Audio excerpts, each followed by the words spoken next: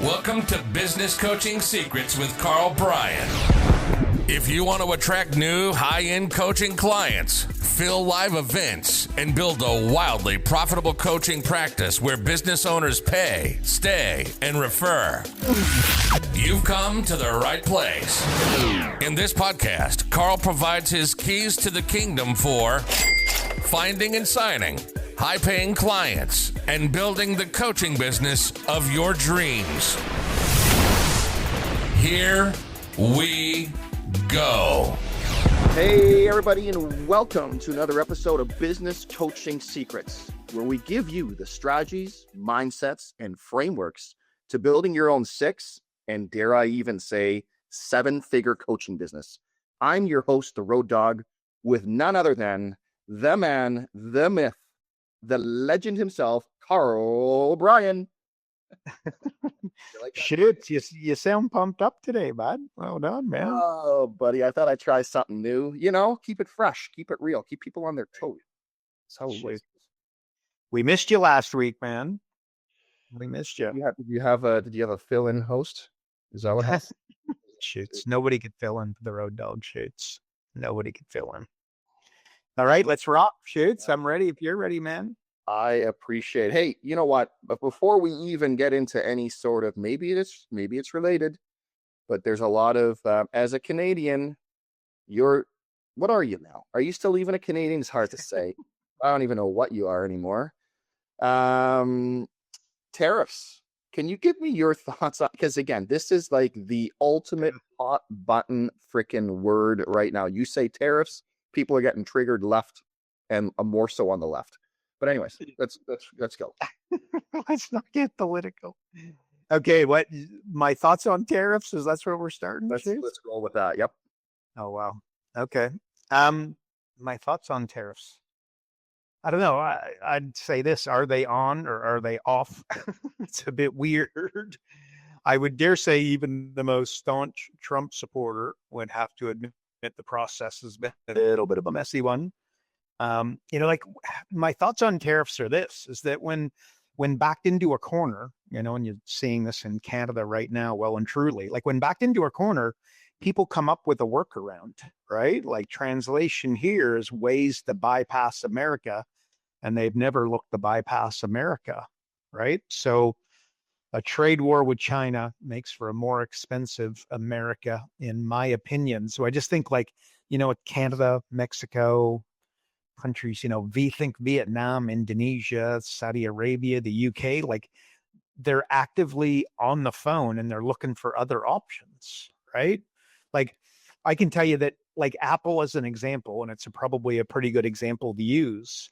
So they're moving their production of the iPhone to India, right? So the tariffs worked in that they moved production out of China, but it isn't coming back to the USA, right? And India, by the way, has higher manufacturing costs than China. And I'm not an expert, but I understand people significantly smarter than I that I follow. This is what they say. So the price of the iPhone is going to, naturally go up by, let's call it 10%, right? So translation, this was not a win for the USA. And by the way, I can show you an interview I did, I'm going to say 15 years ago, a long time ago, where I said India is going to be the next superpower. And the reason they speak really good English, they have a young population, they get a proper legal system. China most definitely does not. It's the wild, wild west. So India's looking like real big winners out of this so far. But yeah, my thoughts on the tariffs, I don't know, like, are they on, are they off? And it feels a little messy to me, Shoots, but I don't know about you. Well, fair enough. Well, since we're talking hot button stuff, it seems like I just want to talk about AI and get your thoughts on it, because it's like, it's evolving so quickly. It's pretty unbelievable. In my opinion, my thought is just like, wow, talk about, two letters that we didn't even use a couple of years ago. And now everywhere you look, it's AI this, AI that. So what are your thoughts on that? Well, I tell you, from my writing this morning, I can tell you that The next big thing in AI that I'd be paying attention to, that very smart people are paying attention to, is vertical AI agents, right? Like they're the next evolution of SaaS, right? So the biggest companies over the past, let's say 20 years, over the last 2 decades, have pretty much all been SaaS plays, right? Think Shopify, Zoom, HubSpot, Salesforce, Stripe, Slack, etc. Like, so the next Shopify, quote unquote, is in motion right now. And what is it? What are they working on? What's the framework? And it's vertical AI agents. So if we're speaking to a business coach, whoever they, or their clients have got some monster goals, then you want to be thinking about how you can create vertical AI agents. So yeah, that's my current thought shoots. Well, while we're on it, and why don't you enlighten the non-tech savvy audience, myself Okay. included, what the hell is a vertical AI agent? Okay, that's a good question. I think rather than one size fits all models, okay, so let's just call that ChatGPT for the sake of the argument. Companies are building like AI systems to handle their unique needs. Like, think automated workflows and then like tailor-made insights, right? So like AI tools focused on a single function to handle like specific areas and specific issues. Um, those, like, basically they're going to replace traditional SaaS forms. Like, they're going to replace current and very popular, as I see it, traditional SaaS platforms. And how are they going to do it? By zeroing in on an isolated set of tasks, right? Okay, so explanation or example. Um, Onboarding is a tough area for many people in the coaching space, right? And most are proven to be not very good at it, just quietly. Well, internally, and this may or may not be something from my morning writing, but we built like a pretty mean onboarding portal to walk our clients through our system seamlessly, as they're new and as they're onboarded, to ensure they don't get lost and we know exactly where they're at in the process, right? So that specific onboarding portal / task created with AI would be like an example of it, right? So if others are having challenges with onboarding and then we do a bang up job with it, others could then use our onboarding portal, our software, and it could be licensed, right? With AI integrated throughout each of the steps. So reality is AI advancements have made building high functioning software significantly easier. No doubt that doesn't come as a surprise, but so that's one of the ways that they're doing it, like isolated tasks and really, really locking in on issues and solving an individual issue, and just think AI integrated throughout. So it's an area worth looking into, understanding. If you got big goals, big dreams, and again, you've been thinking like SaaS, I got to get into SaaS, or you are in SaaS, I'd be thinking vertical AI agent. But, like you mentioned AI and my thoughts, like this is the recent day Cold War, right? Like China versus USA. And I can tell you, like the States spent probably 10 times more than China in the last 12 months on AI. And investment does matter. It's not, think R&D. It's not an automatic by any stretch of the imagination, but pretty good to know that, we're investing more than they are. We call them they. Like Nvidia are clearly winning the chip war, right? And then chips, you go, okay, well, what's a chip? Like chips are the foundation of AI, right? And I've got a very close friend who's a big, big, big, big dog at Nvidia. So basically, again, so that's somewhat comforting to know. I don't know totally, assuming that you're on the side that you don't want, China kind of taking over.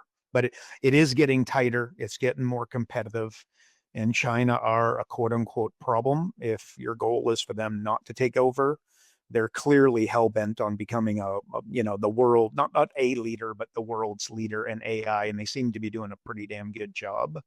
And let me tell you where like the concern may come from, right? Is they're not only creating elite amongst their people, They are now attracting high-end people to go to their universities and move to China, right? That is where the US have always thrived, right? They attracted what I refer to as first round draft picks, right? So I think people that would get accepted to Harvard and MIT, right? Like you build a professional football team, a professional hockey team, a professional baseball team. What's the foundation of it? And the answer is the draft, right? What's the foundation of the draft? The first round draft picks, right? Elite athletes.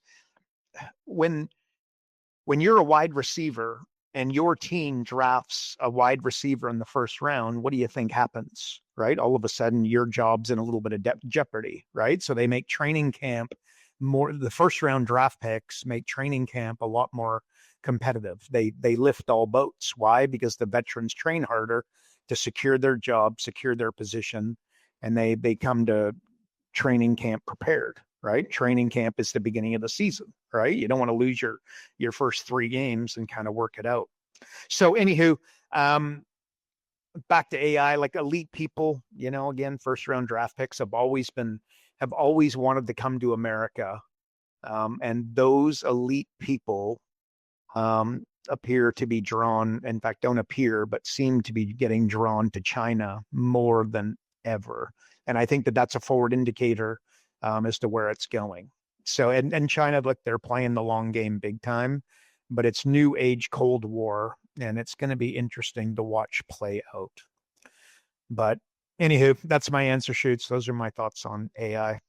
So obviously when there's a lot of AIs coming for you, right? Like it's that whole don't get in the path of AI or whatever. Like it's just like everybody's doing that. So where do you see the biggest change? What industries do you see are going to have be affected the most? Before you give your thoughts, I just want to share. I saw a great interview with Zuck yesterday, talking about how, what did he say it was, like the whole advertising space, marketing and like online ads, how AI is going to just take it over. Like it's wild. When I heard him speak, I'm like, oh my God. Like it, and it's coming, right? It's coming. But what other industries, like what do you think in terms of what the most affected industries are going to be?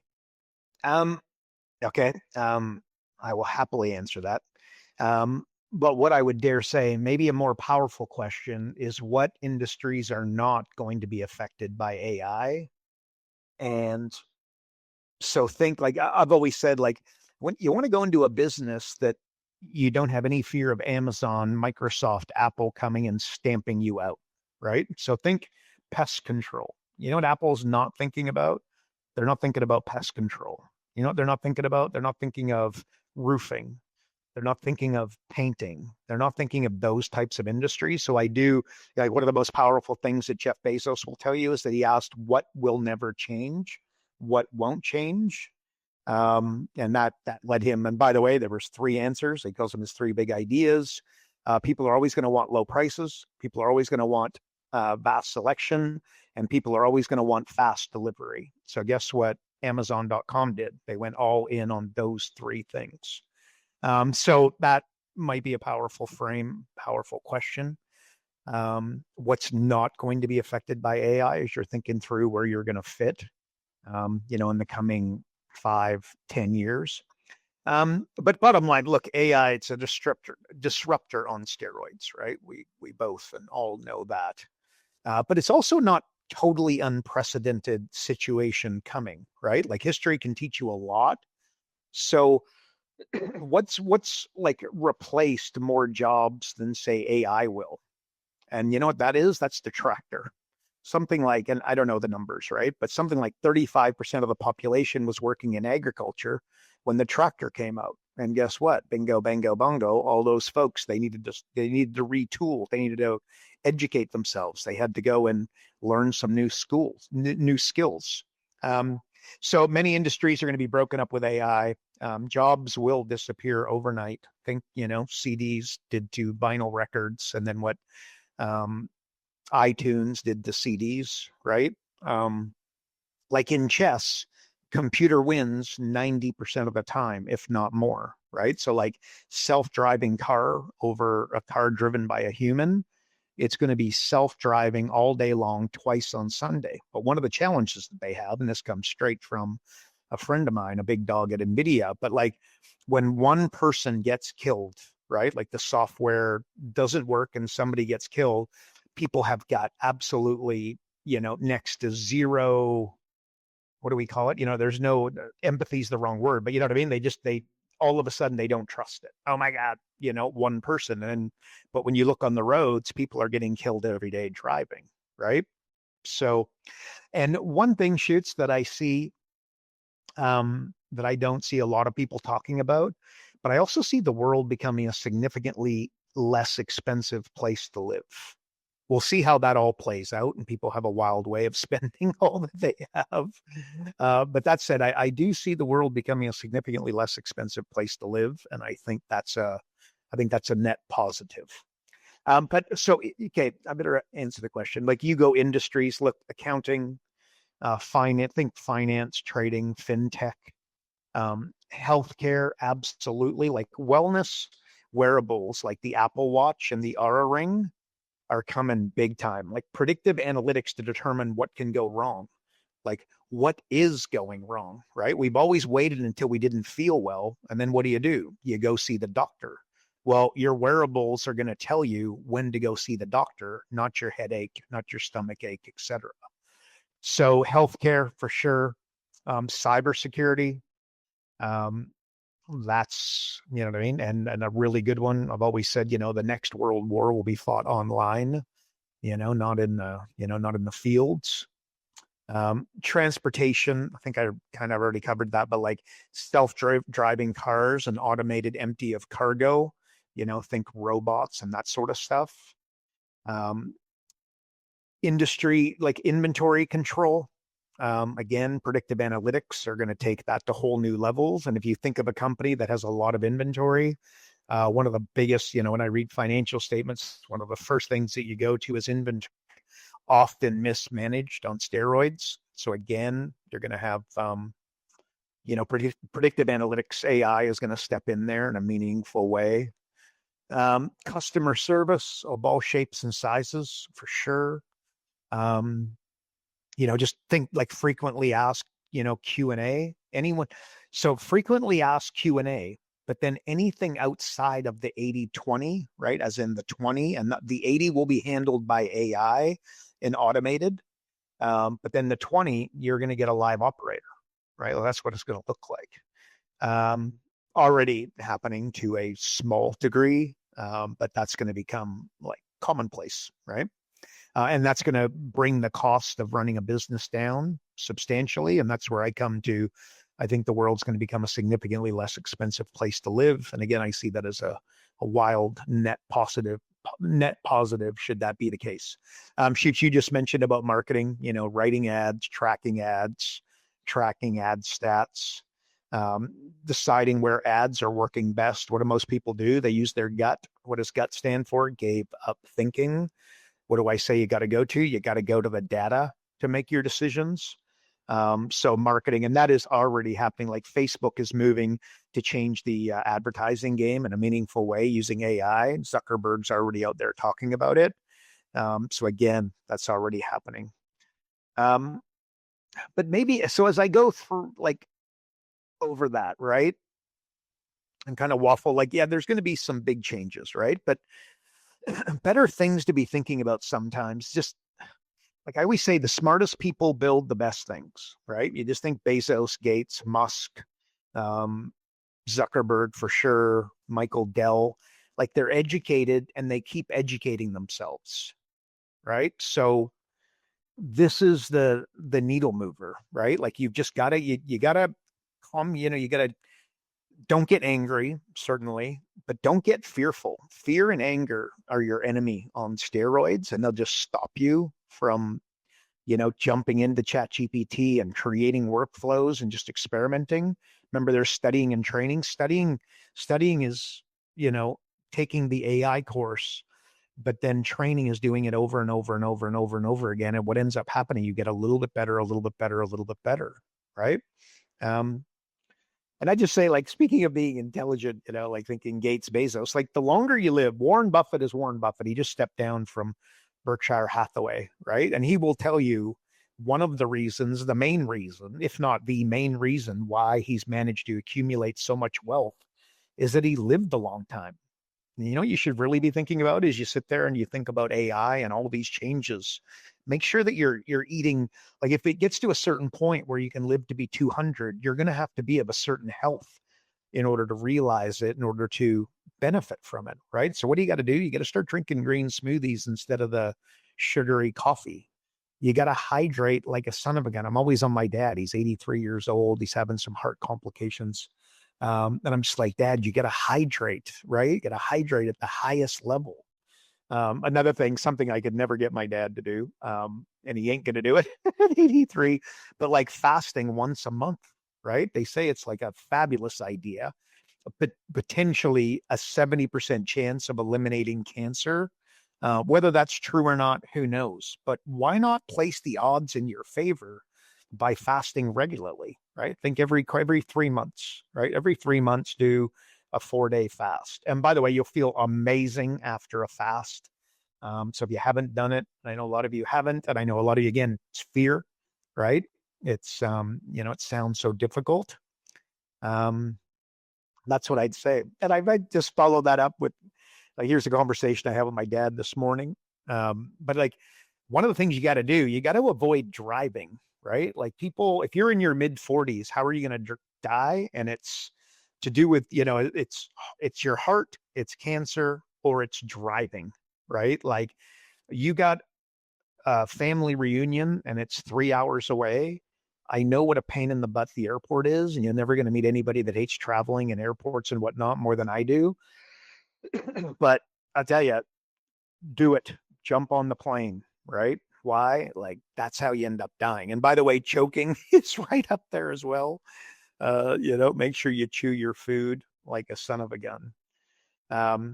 So anyway, so that's not so much AI, but maybe it is, because the longer you live, like, if you want to be able to live to 200, and there's a pretty good chance you think that's a good idea, I certainly do.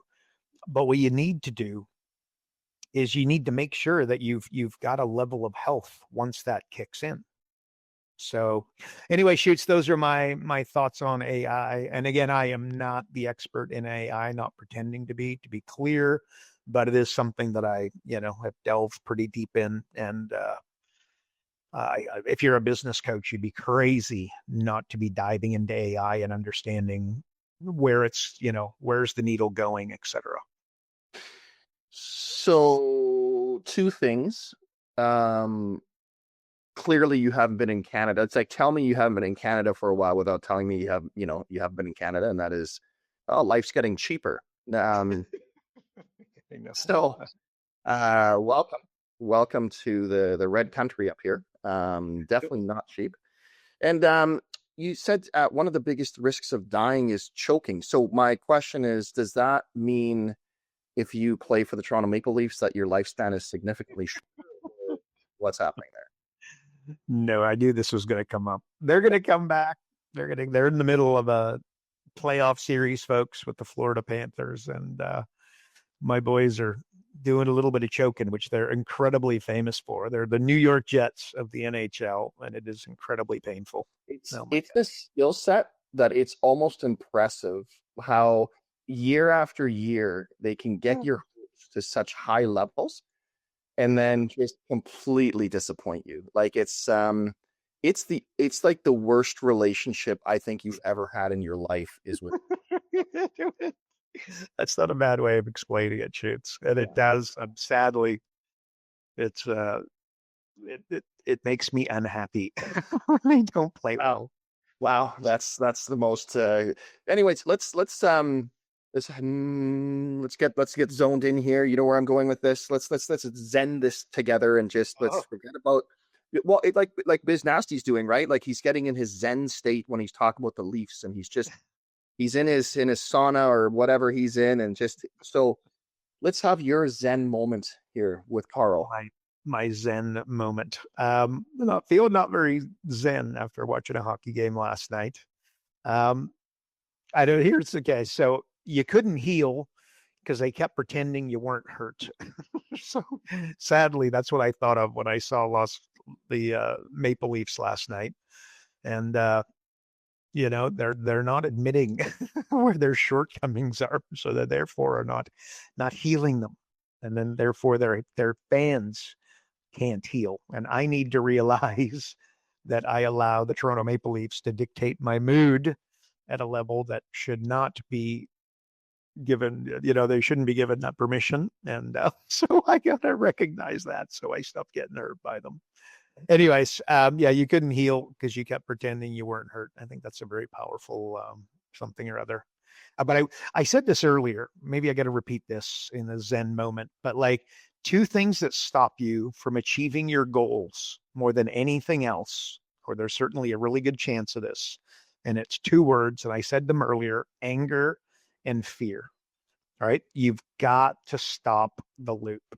You got to stop that loop. And whether you realize it or not, we talk about flywheels and that sort of thing. There's a pretty good chance that you've got a flywheel operating in between those ears. And think AI, where you're just letting fear, and then, maybe you go to the point of anger where all of these changes and you work so hard for so long. And then why does something have to come along and be so bloody disruptive that they're comparing it to the tractor of, way back when? Because, like, if you're focused on the past, you live in fear, right? You focus on the future, by the way, you'll be owned by anxiety. If you focus on others, you'll be controlled by others. I don't think that's a good idea. But what's the solution, you say? Get focused on yourself. And that's where you're going to accomplish, or realize, not accomplish, but realize the most amount of freedom, right? Just get focused on yourself. Next action. You ever been coached by me? This word: next action, next action, next action. Like, what you focus on controls you, right? So if you're focused on fear, fear is going to own you. So what do you want to own you? You want it in between those two ears. Focus on yourself. And remember this, like, you'll be remembered for one thing. Well, hopefully significantly more than one thing, but the one thing that you're going to be remembered for is what you refuse to give up on. You'll be remembered for what you refuse to give up on. And then my question for you is, what is that? Right? And hopefully it's not fear. Certainly, hopefully it's not anger. But you're just, I talk to coaches a lot, and it's like, there's a sense of fear around AI, and it should be more excitement than fear. But I'm also realistic. I understand the lay of the land, and I get kind of where it's at. But you're not too late. Remember Ray Kroc? He started his first McDonald's at 52. Colonel Sanders, I think he was in his 60s. The Red Bull guy was in his 60s, right? Kroc, he had all his success in his 60s, 70s, and I believe 80s. I don't know how long he lived. But you know what I mean? So like, that's, you're not too late, right? And you can retool, and you can't, you can go and do something significant. Like, what do they say? People don't care about what you say. They care about what you build, right? And then I would put that on your clients. Again, they don't care about how motivating you are. They're going to care about what you help them build. Think SOPs, think systems, think frameworks, think revenue streams, etc. Help people build. I think that's the other side of it. So shoots, once again, I don't know. That's I don't know. I think we got to change the name of that segment, because I don't think what I tend to say is overly Zen shoots, but that's what I got that's all I can think of. When you say talk about people don't care about what you say, they care about what you build, like, I always think of the Gord Downie lyric, no one's interested in something you didn't do. Boom. There you go. Tragically hip, ladies and gentlemen. Tragically hip. That is such the great, like, how good are they on a scale of 1 to 10 shoots? Because a lot of people are listening. They don't know who the heck the Tragically Hip are. How good are they? 1 to 10. 12, like, all day long, no hesitation. It's true Canadiana is what it is, right? Like, there's just there's so much there. But hey, listen, no, I don't want to get sidetracked here, because I got a sidetrack question that came in. because, you know, I don't know how many disclaimers we're going to have to put on this. Not an expert, not financial advice. What You is know, it? it thank God that your business savvy and stock picking knowledge is better than your freaking hockey prediction. But if you had to pick a stock that's not the Toronto Maple Leafs right now, what stock would you buy right now? Oh, what stock would I buy?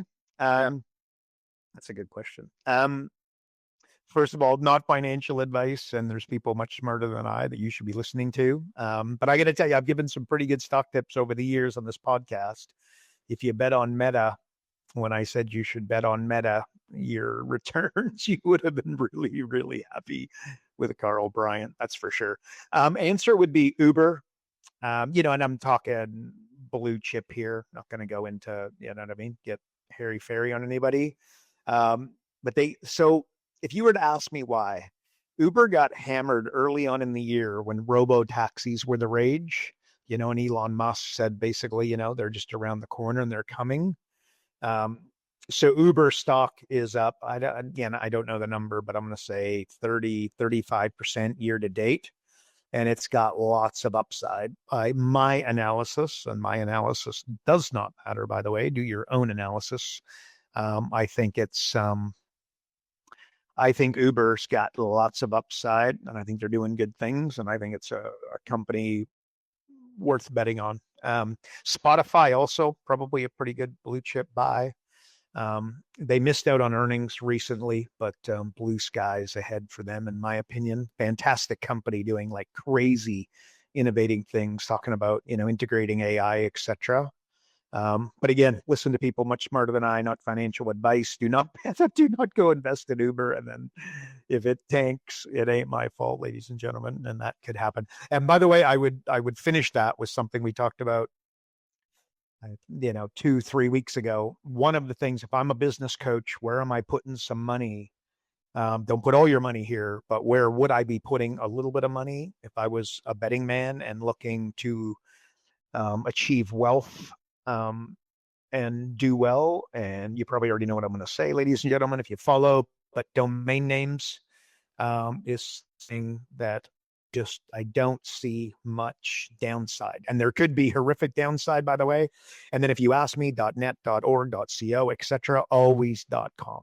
.com is Manhattan, and then .net, .org, etc., the suburbs. Whenever I buy a domain name, here's what I've done many a times. I'll always buy the .net, and if I know that I'm going to buy a domain name, I want to get a hold of the .net and the .org before I buy the .com, because as soon as I buy the .com, guess what? The price of the .net, the .org, etc., goes up. But again, not financial advice, but I think that domain names are a good place to park a small percentage of your portfolio. And as a business coach, because I get that if I was speaking to a bunch of dentists, I wouldn't probably not. I just don't think that's the advice that I would be giving. I might, as I think it through. I'd buy a bunch of dental domains. But anyway, so there you go, Shoots. That's my answer. But I think you stock that I would buy. I think that Uber's got all kinds of upside, and they've had, like I said, they got hammered, and it's on the way back up, which is a good thing. And it's a great company, in my opinion. All I'm going to say is Blue Horseshoe loves. There you go, Shoots. There it is. Little Bud Fox for you there, folks. Little okay. Love that. So what about right now? Would you be investing at all in .ca, considering this whole elbows up and whatever nonsense, but like all this rah Canada stuff? Would you look at doing some of that as well? But I would, again, it's the suburbs on steroids, right? Like I would want to, if I had the option of a .ca and a .com, it's not even a conversation. But with people being, a little bit more patriotic, etc., I think that probably has legs. Not something I've really thought about, to be honest with you. But yeah, so the answer is sure. But Sure. Right. I think that's a short-term one right now. I think as a marketing hook, marketing angle, if you're in Canada and you have a Canadian business and you aren't taking advantage of, like I saw a good ad that said the anti-tariff pizza deal or something like this, 25% off your pizza. I'm like, it's beautiful. It's beautiful, right? Like use what's in the news. Who was it? It was he was the guy from Tony Robbins' Business Mastery. Klosowski is his last name. I forget his first name. He called it newsjacking, and that is taking what's topical and in the news right now, and then basically just sort of hijacking that a bit into your marketing. So there you go. Well, what I used to do, I would go to 7-Eleven and there'd be magazines, right? And then I would look at wouldn't pass the front cover, and they would have because I know that these people spent a fortune putting together their marketing messages. So there'd be something like, because I can't think of turbo weight formula as an example. Okay. So I would immediately go to, let's call it GoDaddy for this, we have our own, but go to GoDaddy and I would try and buy that. What did I say? Turbo weights, whatever it was, turbo weight system. And I would buy that.com because I just knew that. But actually, anyway, so I would buy that. So that's one of the way that's a little bit, that's not the same as newsjacking, but it's a relative. But to be clear, Shoots, what I'm talking about is investing and long-term. And if you bought a .ca domain name, there's just no way that it is going to increase at the level of a .com over a 10-year time horizon. Right. But when you sell a domain, remember, domains get bought, they don't get sold, right? Much like companies, by the way. So when somebody's looking for that, turbo weight system, and you own it, I bought Wealth System. Is it? Yeah, Wealth System.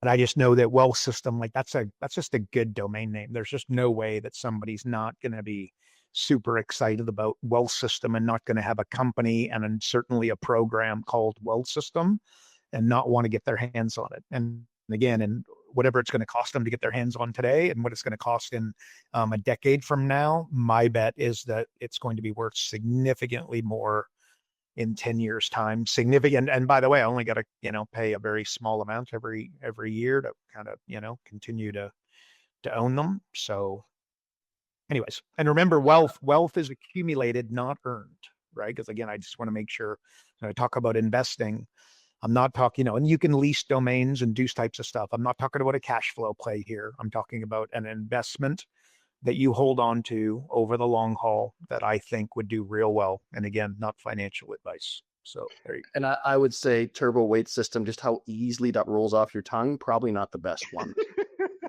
Yeah, exactly. Here it is. All right, folks. Well, thanks for tuning in to another episode of Business Coaching Secrets. I hope that you've got the keys to your kingdom there. And if you're not on the inside and getting access to the pre-show, or you aren't getting Karl's daily emails, or just want more information on how to build, grow, scale your coaching company, visit focused.com and subscribe today. Also, if you enjoyed this podcast, please like and subscribe, and also share with a fellow coach as we are trying to make our impact on the coaching community. And while you're at it, please feel free to leave us a review. That is it for another week. We will see you on the next episode. Remember, everybody, progress equals happiness. Take care, everybody. Karl Bryan built Profit Acceleration Software 2.0. So as a business coach, you'll never again have to worry about working with business owners that can't afford your high-end coaching fees. Check us out at focused.com.